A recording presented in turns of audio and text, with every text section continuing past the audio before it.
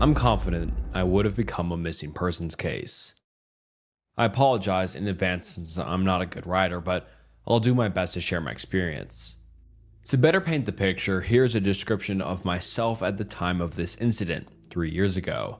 5'5", 26-year-old woman, medium length, bleach blonde hair, curvy, 175 pounds, wearing black high-waisted tights and a pink crop top. 3 years ago, I was walking home late at night from my friend's house. It was dark, and at the time I lived in a rough part of a large city. I've had many sketchy situations that I've always got myself out of, so I guess I felt sort of invincible, like nothing truly scary could happen to me. When I walk alone, I always stay very alert and aware of my surroundings for my own safety, just in case. About halfway home and roughly 10 minutes to my apartment, I noticed a van started tailing me. I was used to this since in my city it's very common for a young woman in a rough area to be pro-positioned for sex. It's embarrassing how desensitized to this I was. I did my usual and crossed the road so that I'd be walking beside the traffic heading in the other direction. I wasn't scared, just annoyed. The van then turned down a side street, then back onto the road I was on and pulled up to me. At this point, I still wasn't scared. Again, this has happened so many times that it never mattered if I was wearing something that showed more skin, or if I was wearing a winter coat zipped from just below my chin all the way down to my ankles. The area is notorious for that type of activity. I decided to be firm and told the person sternly, "I'm not interested." I noticed there were 2 men in the van. They looked almost identical and may have been twins or brothers. Both men had a very, very dark complexion, dark eyes, and short dark hair. The van didn't move. I was super annoyed and crossed the road again to get away. At this point, I figured this would be enough for them to stop following me. They didn't. They kept circling back every time I crossed the road. I've never had to put that much effort into getting a horny pervert to leave me alone, so this is when I started feeling unsafe. They zipped by me at the speed the traffic was flowing in, and I yelled for them to fuck off. I thought it finally worked. It had been 3 minutes and I hadn't seen the van, so I thought I was in the clear. Just in case, I pulled my phone out and was getting ready to call my sister that I lived with. Just then, the van pulled up to me very quickly, and before I could even blink, one of the men jumped out of the van, opened the back door, and approached me quickly in an aggressive manner as if he was about to scoop me up and throw me in the vehicle. The traffic in that area is very inconsistent. It was dead, and I imagine that is what they were waiting for. Just as the man was about to place his hands on me, I tilted my phone and said, "You're being filmed in my live video chat. I gave my friends your license plate number, and the police have been notified." I was so scared, but I didn't let that show. I stayed as calm as I could. The man paused like he was considering if I was just bluffing or telling the truth, so I tilted the phone more as if to give the fake audience a better look at him. He then jumped into the van and they sped off. I have never been the same since that night. I'm afraid of walking alone now, even in the daytime. Stay safe out there. 2 creeps in a van? Let's not ever meet. I hope karma finds you both soon. Almost gave a serial killer a car ride.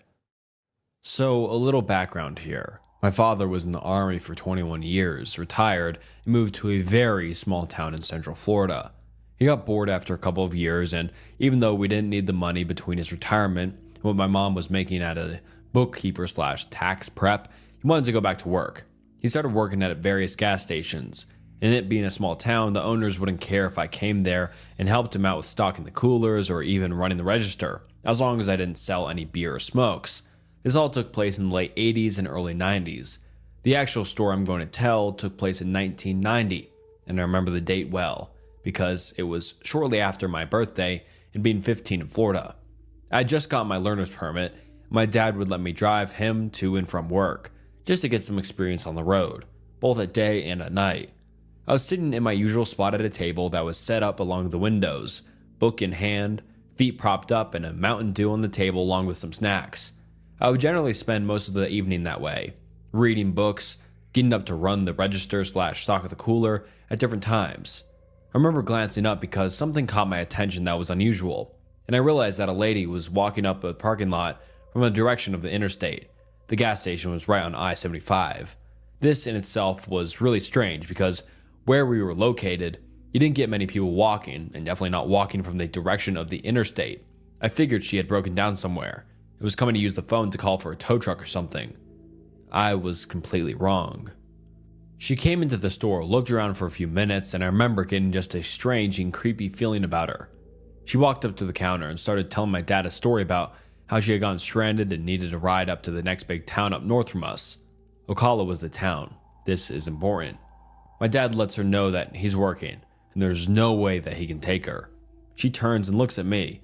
While she is looking away from him, my dad catches my eye and suddenly shakes his head no. I was confused for a second, but then she turns back to my dad and points at me, asking if I can take her. My dad responded back that I only had a learner's permit, and I wouldn't be able to drive her anywhere and then drive back. Normally, I would have done it, even though it was legal, because I'd done it a few times before already. I didn't argue with my dad, since this was completely out of character for him. He was normally chatty with the customers, but for whatever reason, he was almost curt and dismissive with her. Turns out, he had a bad vibe about her from the minute he had seen her walking up the drive. Well, she cusses him out for a minute, and he basically tells her to get out of the store. She slammed the door open. I thought the glass was going to break from how hard she slammed it, and then she stalks out of the store and down the driveway. I keep an eye on her and continue to watch as she makes her way back up the interstate and then starts up on the northbound on the ramp. Almost a year passes, and I'm in my bedroom, less than a week before my 16th birthday. I hear my dad yelling from the living room, "Son, get your ass in here and look at this." I quickly run to the living room and see my dad pointing at the TV. I look at the mugshot of the lady up on the screen, and I immediately remember the lady who had been in the store. Turns out, I almost gave a ride to Aileen Wuornos, who was later convicted of being a serial killer and then later put to death. Still have nightmares about what could have happened. I came across an incredibly creepy family a while back. Okay, I never really post anything on Reddit, mostly just reading, so please excuse me if I do or say anything that isn't common courtesy here. In around 2018 to 2019, I, 25 female at the time, was 18 or 19 and was living in Nebraska, where I grew up. I lived in the largest city in Nebraska, but it was still essentially surrounded by corn and wheat fields. The city was expanding, so rich folks started building huge houses with giant properties on the edge of town as things proceeded to grow. All of that being said, I had a good friend whose parents' house was one of those big ones, right on the blurring line between the fields and the city. My friends and I were constantly hanging out at his place because it was fun. They had tons of property to ride 4x4s on, a hot tub, a huge living room for us to watch sports and have reality TV binge sessions, etc. Plus, his parents were super cool. We could drink out there as long as we stayed at the house. It was tons of fun, even though I was and am quite scared of the dark, so I would just not go outside after a certain time because there was little lighting and the nearest neighbor was about a mile away. I always felt a weird energy driving to and from his place if it was late at night, but never had anything happened until one night.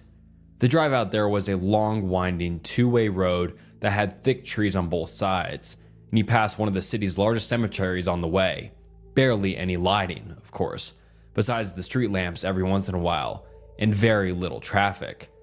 It's all inherently a bit creepy, and I'll admit to having sped through the section of road many times to get through it as quickly as possible. This specific night was perfect spring weather, so I was driving with my windows down listening to music, and it was around 10 p.m. I was coming around one of the curves in the road when I had to essentially slam my brakes on. Right in front of me, in the middle of the road, maybe 50 yards away, was what looked like a family. Again, picture a completely pitch black road with thick forest on both sides and only my headlights to show what's in front of me. This was a family of 3, 4, a tall, slim woman, an average height / weight man, a child, short hair but couldn't tell the gender based on the clothing and couldn't see their face, maybe around 8 years old, and the mother was pushing a fucking stroller. Their clothes looked normal, not tattered but not nice. They also were not carrying any kind of light source, meaning before I arrived behind them in my car, they'd been walking in the pitch black. They're all facing away from me, walking completely silent in the middle of the street the same direction I was heading. I had turned my music down to hear if they were speaking, had music playing, etc. They didn't. The hairs on my arms immediately stood up. I came to a stop in the road behind them, obviously, and just sat there for a moment to let them move. They seemed to be completely unaffected by me and didn't even turn their heads slightly, nor did they attempt to move out of my way. I literally thought I was going insane or that I was dreaming. It was so surreal.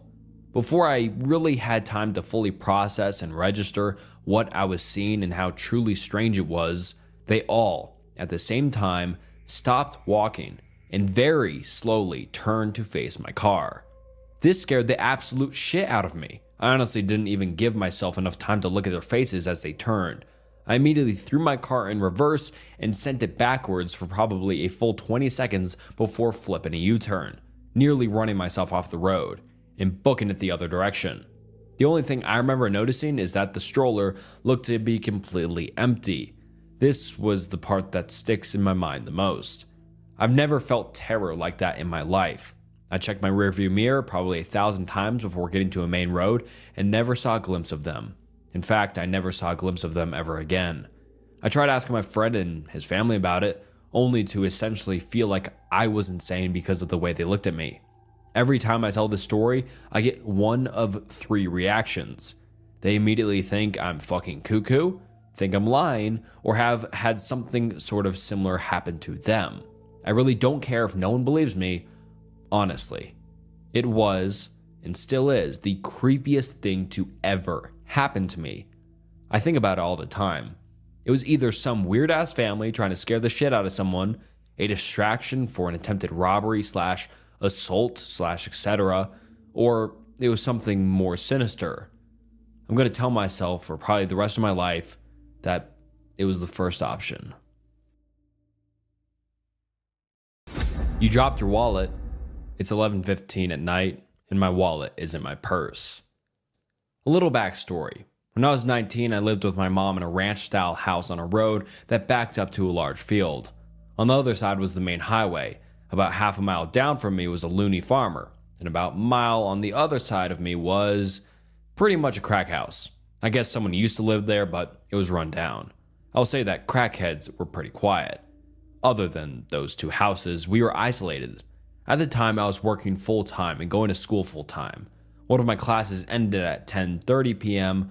I often wouldn't get home that day of the week until about 11:15-ish. I was driving home one night and I noticed some guy walking down the road. He had a yellow shirt and track pants. I remember his outfit because it was stupid.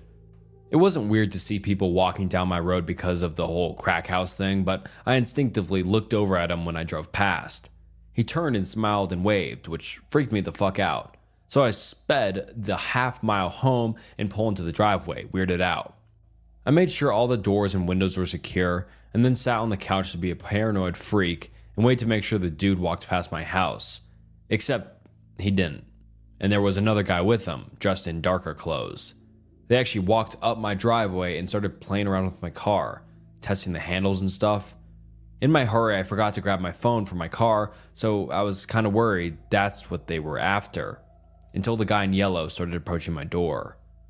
I'm freaking out, so I go and wake my mom up. She's bleary, and I'm trying to explain the situation when we both hear the doorknob turn, very slowly. Good thing it was deadbolted. She got out of the bed, walked to the door, and then Yellow Shirt knocked. I perched up on the couch so I could get a good look at him and his friend, still in the driveway. The porch light was on because of the sensor. "Yeah?" my mom said. "You dropped your wallet." I told my mom that I had my wallet. It was in my purse. So she calmly told him that she had her wallet, and it was too late to be knocking on people's doors. I remember perfectly what he said next, even though this was about 6 years ago. "Okay. I'm not a bad guy, just so you know." We were all pretty still. No one moved. Not even the guy at the door. Not even when the porch light went off. Then he tried the handle again. My mom told me to call the cops so she could get the gun, and I told her I didn't have my phone. So she walked to the kitchen to grab hers from the charger. She handed me the phone and walked to the bathroom. Stared out the window into the backyard. Then she went to her room to grab her Ruger. I was talking to the cops and explaining the situation all while watching the 2 guys. explaining that there were two suspicious guys at her door when my mom came back out and said, "One in our backyard too," which explained why she had looked out the bathroom window. She glimpsed him from the kitchen and went to get a more discreet look. My mom walked back over to the door with her gun and loudly said, "If he tries to handle again, I'm just going to open the door and shoot him." Fuck knows why she said that instead of waiting for the cops to arrive, but the guys took off down the road. I told her, and she rushed to the bathroom, where the guy apparently in the backyard saw his friend running down the road and sprinted off too. They were going in the direction of the crack house. The cops searched our house and our yard and went to the drug house, where they found 5 dudes hanging around. One was the yellow shirt guy, and I'm assuming his friends were with him. They did get arrested, and nothing weird like that ever happened again, but I was on edge for a while. I still make sure the doors are locked at all times every day, even though I live in a much nicer area now. Anyway, sorry it was a bit anticlimactic.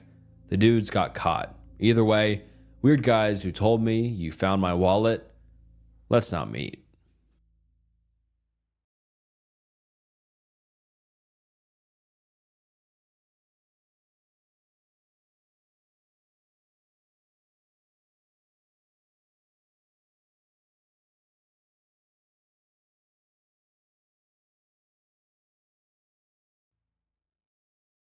That time I accidentally dated a sociopath. It has taken me many years to tell this story out of both fear and embarrassment. I share this today as more than simply therapy for myself, but as a warning to all people. Be careful who you meet on social media. In 2018, my ex-husband and I were at the end of a very tumultuous marriage. He and I had been polyamorous for about 3 years before I met this guy. His name was Jez. I met Jez on OkCupid. I was 28 and he was 42. We hit it off very quickly. After a few weeks of talking, I agreed to meet up with him at a restaurant close to my house. We sat and talked for a few hours before I invited him over to meet my husband. Things went very well, and they seemed to get along, so Jez and I started dating. This guy completely swept me off my feet. Jez was sweet and caring. He enthusiastically listened to every little thing on my mind, engaged, and validated me. Over and over again, he absolutely revered me for my strength and wisdom. He practically worshipped me for all that I was and all I was becoming. He showered me with gifts, flowers, and random good deeds just to make me feel safe, wanted, and cared for. I had never been in a relationship that quite felt like that. It was wonderful.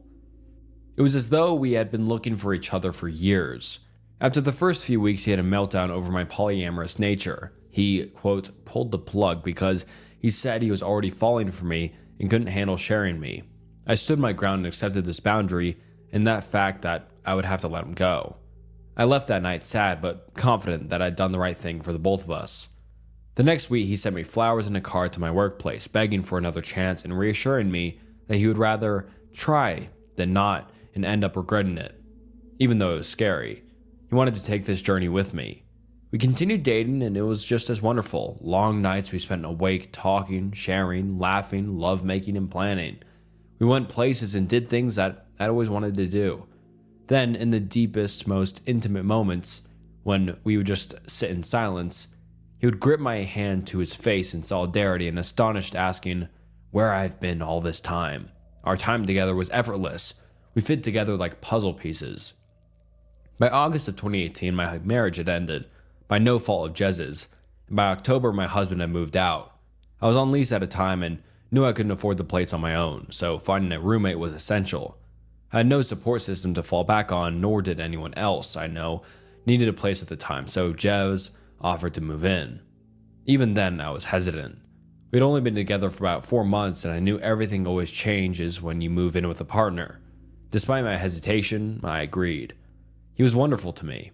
How bad could it be? I was not prepared for the change that was to come. It was literally like night and day. Jez suddenly became a different person.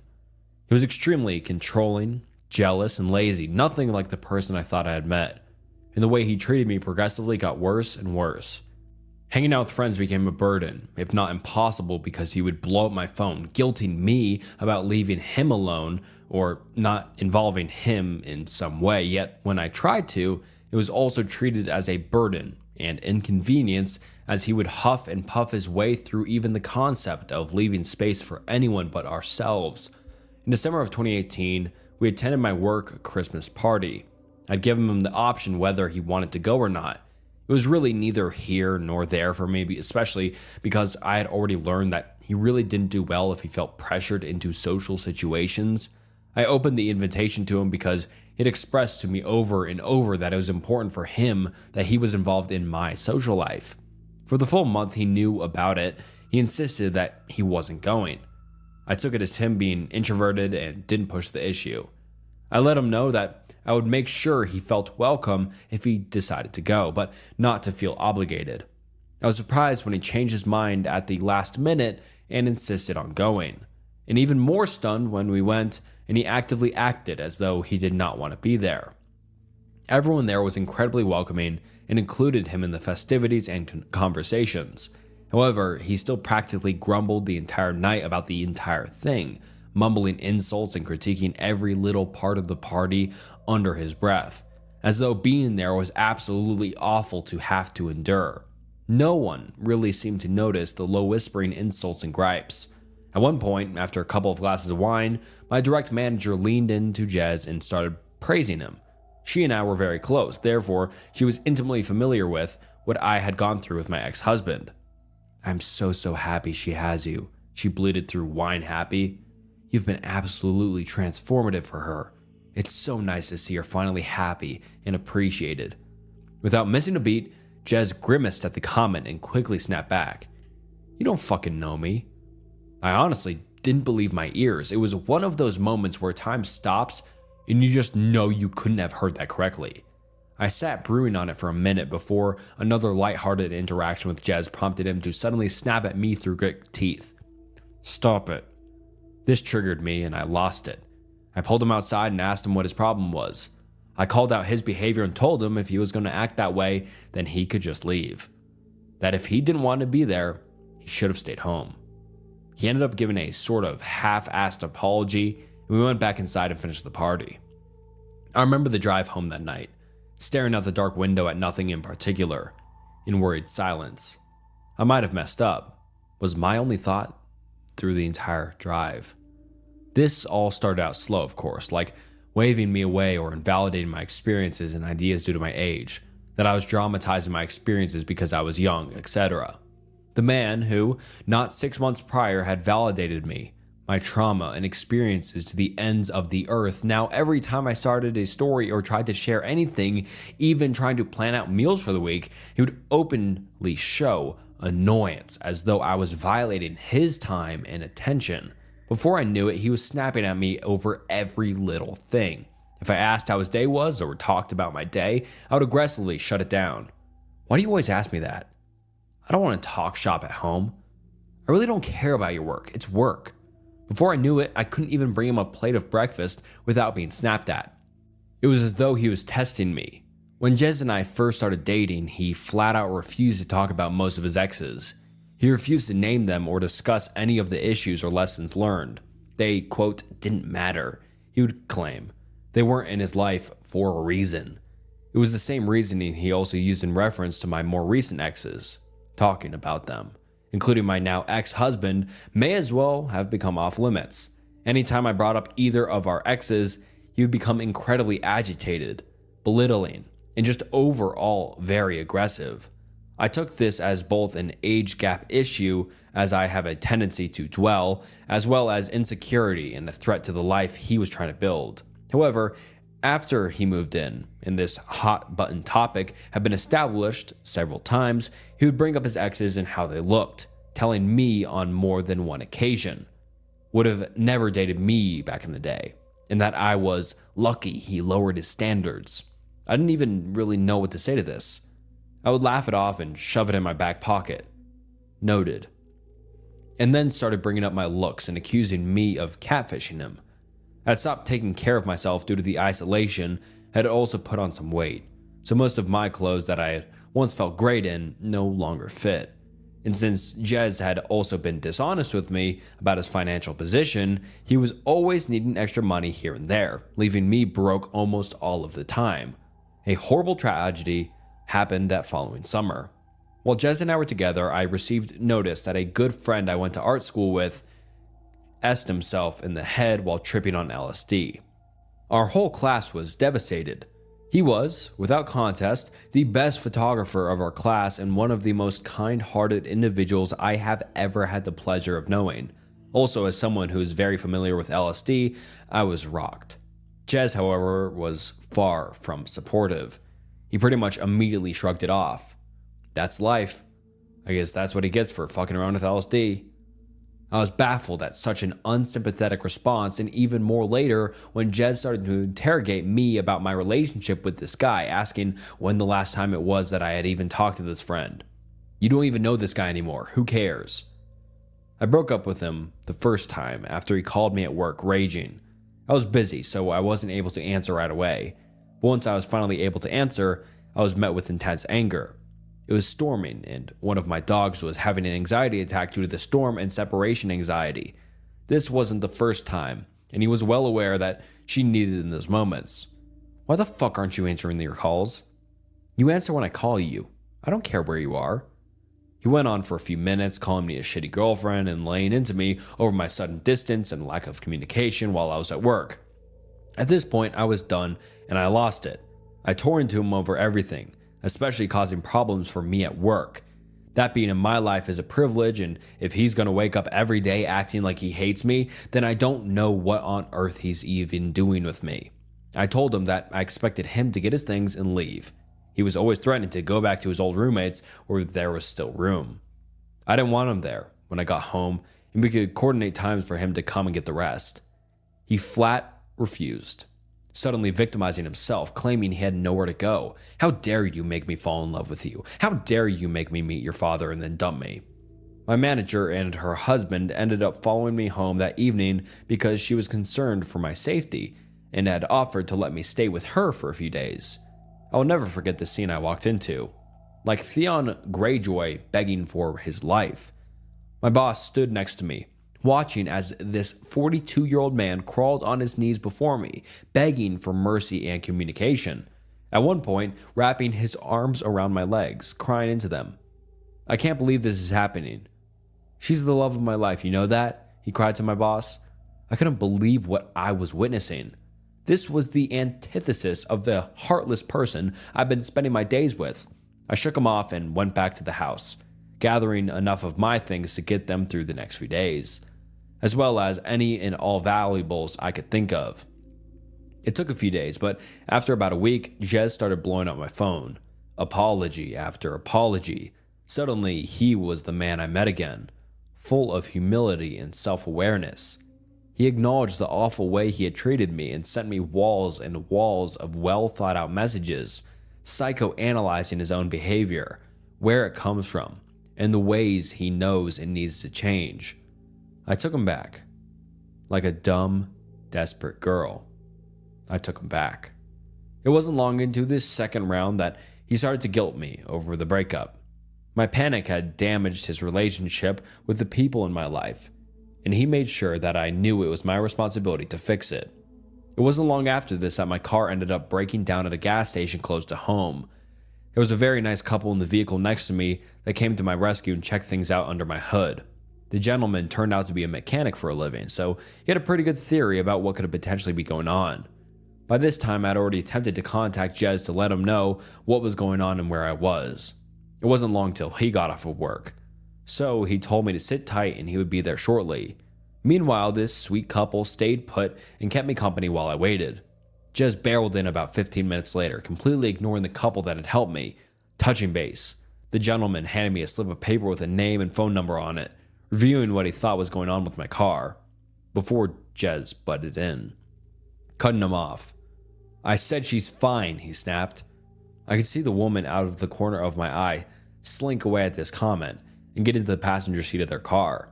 I could feel the sudden tension, like maybe she's been here before. The gentleman didn't move and shifted his attention to me as Jez walked into the store. I could see he was clearly concerned. Are you okay? He asked in a low, almost whisper. You don't have to answer that, but if you need anything.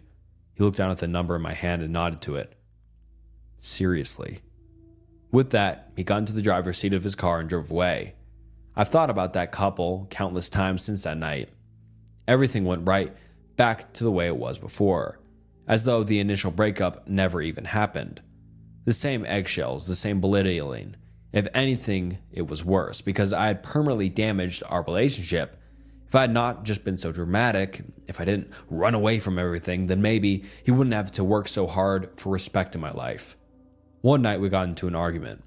I don't even remember what it was about, but I had to be up early for work the next morning, so I paused the argument in order to get some sleep. When I went to lay down, I heard the TV turn on. I have a sound bar, so the volume can get pretty loud. Jez proceeded to turn the volume up, and up, and up. Far past any volume I ever pushed those same speakers to, even for parties. The very walls were reverberating with the sound of the TV at astronomical volumes. Jez then started laughing hysterically. It was a laughter manic with anger, as though something might be funny on TV, but he might also jump through a window right now. I remember laying in bed absolutely horrified at what was happening. I knew things had gone bad, but now I was scared. I got out of bed and asked him to turn it down, to which he responded, scoffing, "I'll watch TV if I fucking want to," and turn it up even louder. I felt like I was in a horror movie. I started crying at this point, begging him to please just let me sleep. He started mocking me and calling names for crying. "Oh wow, poor baby is crying again. That's your card, isn't it? Crying." This caused the fight to start again, and he started screaming at me, followed me to my bedroom, where he suddenly punched the door, not 2 inches from my head. His eyes were black, and he looked me in my eye, sending the clear, unsympathetic, and hostile message that was a warning. Next time he wouldn't miss. My whole system had shut down at this point, and I sunk to the floor in a panic attack. My ex-husband had issues with violence. Jez knew that. All our rentals prior to that, one had holes in walls and doors peppered throughout our unit due to my ex-husband's inability to handle his own emotions, but he never hit me, or even came close to it. I crumpled to the ground feeling powerless, trapped and afraid. As my thoughts continued to race, he continued to berate and mock my panic state. Most of our argument from that night was a blur, but ended abruptly once he threatened to put my social security number on the dark web. At this point, all that was left in me was to fight. I blacked out and went ballistic, screaming at him to get out. I felt rabid and dangerous as I screamed like a banshee for him to leave my home. It was over, and I was ending it that second. I contacted my landlord and explained what had been going on. Jez would also end up contacting her, weaving his own tale that I was moving out and tried to have the lease transferred into his name. Luckily, since I was several steps ahead of him, my landlord didn't fall for it and contacted me immediately. She personally came and changed my locks for me, gave me the personal contact of a police officer close by in case he showed up again, and took half of my rent off for the next month. I'm forever grateful to her for these simple acts of kindness that are above and beyond anything I would ever expect from my landlord. It took weeks for him to stop messaging me. The only reason I didn't block him was out of fear that he would show up at my house. Though I had contacts for protection, I knew I'd rather get a daily apology video than have to deal with him on my doorstep. So they persisted. For a while. The same act from before. The love bombing, the promises, grasping at straws, trying to find the weak spot where I'd let him back in. But I ignored it. I continued for weeks before he finally gave up. He bowed out gracefully, stating boldly that he will always love me. I left him on red. The illusion was destroyed.